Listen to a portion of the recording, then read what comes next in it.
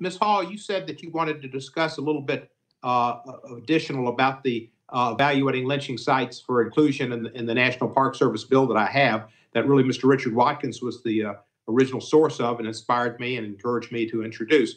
I'm willing to talk with you at any time about what you're thinking, and I imagine Mr. Watkins would be as well, and we'd like to do that.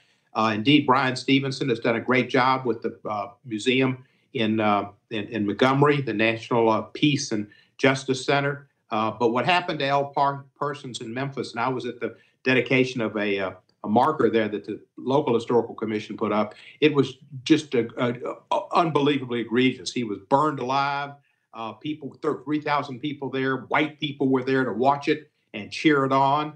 And those type of astonishing past horrific incidences in our society need to be brought to the attention of people to know what did occur, what it was like for African Americans to live in this country for 100 years after the Civil War, give or take, and the horrendous incidents that happened. And as I said, it was the Whitney Museum that I saw this photographic exhibit. Europeans knew more about it than North Americans in the 20s and 30s, and maybe even to this day. So I'll meet with you and look forward to doing that.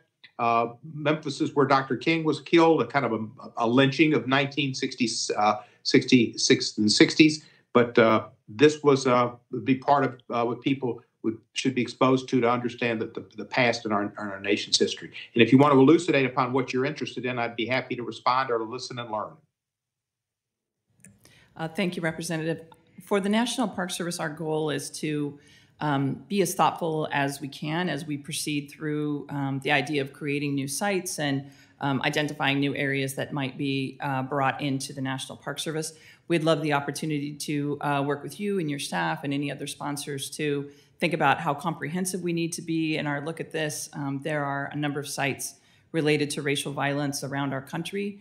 And so our goal certainly is to support the idea of connecting more people to these really traumatic and violent parts of our history, but to validate what's happened in our past and then consider if there are additional sites that also qualify that might want to be added within the scope of this bill. So we appreciate that opportunity, and we'll certainly loop back with you and work with you on the content of that.